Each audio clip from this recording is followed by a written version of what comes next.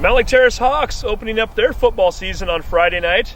We're out here on their practice site with Kelly Dougan, the third-year head coach for Mountlake Terrace. And Coach, a little bit of a rough season for you last year.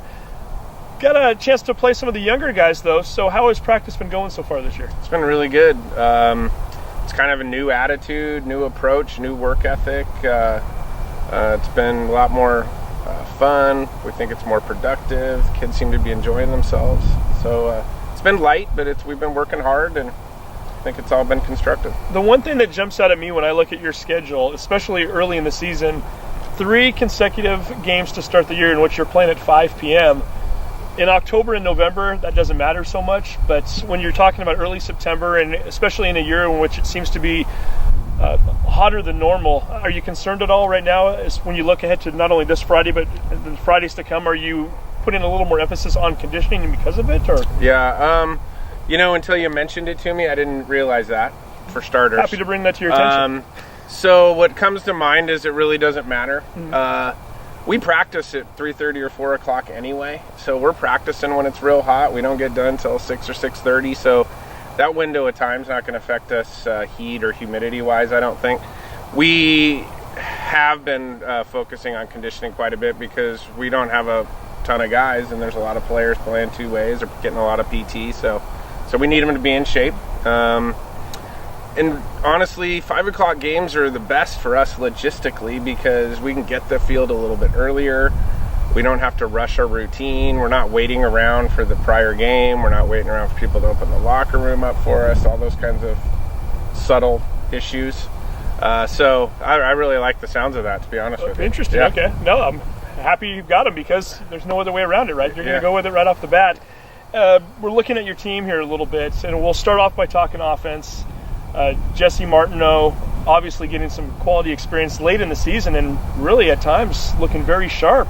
How vital was it for him to get that experience as a sophomore, knowing that he was going to be the starter probably regardless as a junior anyway? What did it mean for him to get that experience? I mean, it was real important for his development and his confidence, and kind of getting him to understand that you're going to be working hard during the off season. And so, he was out here in February and March with the guys throwing the ball around, and those guys did 7-on-7 stuff, and he was the leader of that most of the way through. So I think that, it was about 4 games right there at the end where he played a ton, and I think that pushed him along, nudged him along, gave him the confidence, and, it gave the team confidence in him too. I think that's really important. Speaking of which, helps to have guys to catch the ball, and you've got a couple in particular who are coming back from last year who look really good.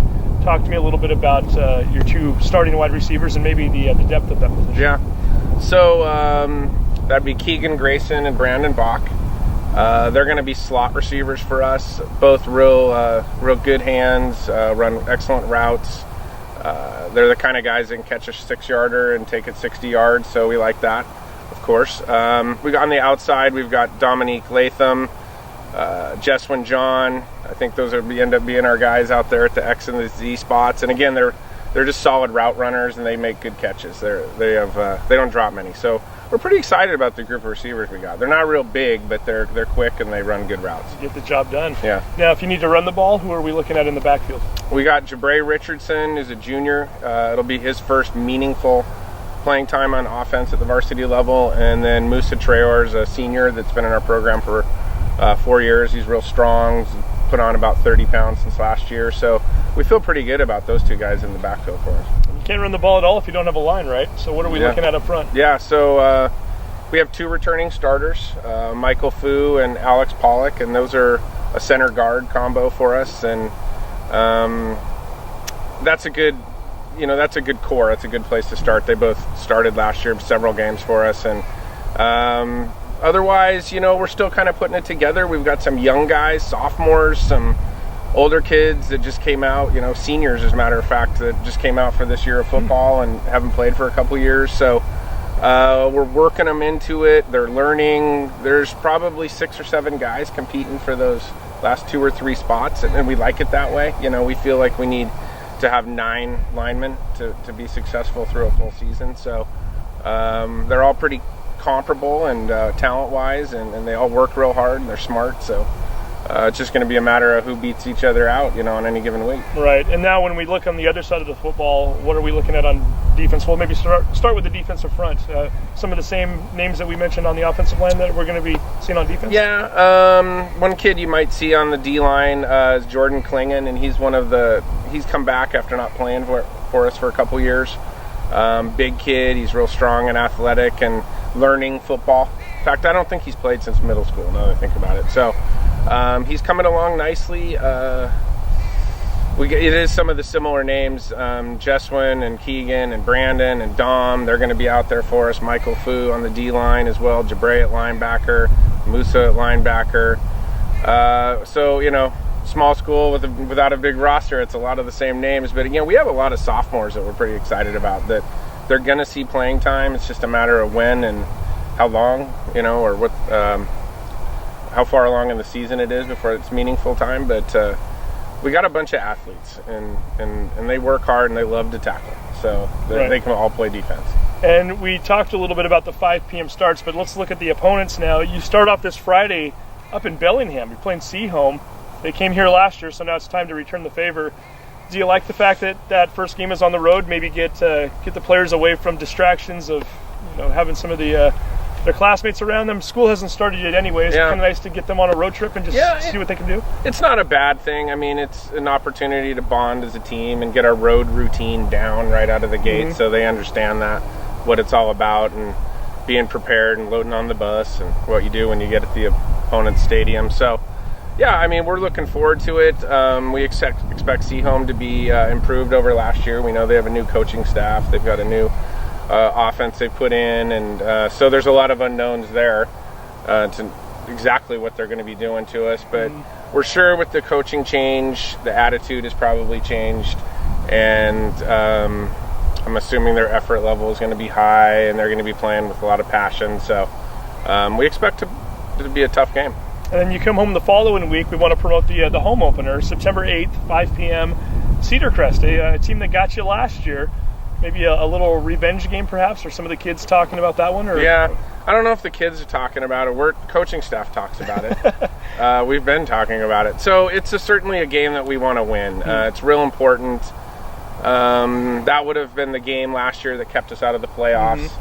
So we felt like we beat ourselves in a lot of ways. Absolutely, Cedar Crest took advantage of our mistakes and piled some points up on us to create the separation they needed. So, yeah, we know it's a good program. They're going to have a lot of kids. They're going to be well coached. They're going to be doing things the right way. So for a week 2 game, it'll be pretty competitive, and yeah, we're definitely aiming for it. Well, now you mentioned the fact that they kept you out of the playoffs. Again, you are the 2A school playing in a 3A conference, so it's all computer indexed. It's an RPI system to determine who makes the playoffs and who doesn't. A little bit different in that some of these other schools that are from the Edmonds School District, they get to play preseason games early in the year that don't count towards whether or not they make the playoffs. You guys, pretty much every game matters for you. Is it something that the coaches talk about? Do the players talk about it? Is it just one game at a time mentality? Or how does the RPI system change the way that you guys go into a season? I don't know if the kids really think about anything much more than like an hour or 2 down the road, to be honest with you. They're pretty much focused on what the task is at hand at the given time. Yeah. So, and once again, the coaches think about it all the time. So, yeah, as you said, those first 2 games are super, super important for us because we're competing against Cedar Crest and Sehome for an RPI slot. And if I remember correctly, I think Cedar Crest got the spot that would have. I mean, they were 1 spot ahead of us, so those are super important. You get the win against somebody you're competing with, and then we get into our 3A schedule and we start chipping away. Start picking off wins. As far as getting a team ready for a season, year number 3 for you. I know you've coached in the past at the youth level. Does it get any easier having those first 2 years under your belt now? What's it been like for you, and do you do anything differently in year number 3 that maybe you didn't do in year 1 or 2? How has this August been different from maybe 2015 or 2016? Of course, we're doing things differently. We're always looking to improve the way we handle the kids, how we handle our practices, what we do as a coaching staff. As is the case probably with lots of coaching staffs, we have several new coaches on our staff. You have turnover there, and so making those adjustments in the off season is real important. Getting guys used to working together with each other, You know, the biggest thing for us this year was we're going to make sure our kids are having fun every minute at practice. It's just, we know it's a grind. We know it's time consuming. You know, we're really asking these guys to commit to football 11 months out of the year. And for 5 of those months, we're asking for 3-4 hours a day. So if they're not having fun, they're not going to work hard. Their buddies aren't going to come walking up and ask if they can play on the team. So we've everything we do is in 5 and 10 minute segments. So nothing goes on for more than 10 minutes, and we keep it fresh. I keep the kids moving. So that would be the biggest, most noticeable change for us. Sounds like something right out of the Pete Carroll playbook almost. Yeah, you know, well, it's not like I haven't read his book or listened to his interviews, you know. But they have fun, and the Hawks are going to have fun as well. Hey, Friday night, again, they're heading up to Bellingham, 5 p.m. start. Get the bus ready to go, and we'll see how you guys do, Kelly. Yeah, sounds good. Thanks, Steve. All right, we'll see how the Terrace Hawks do in 2017.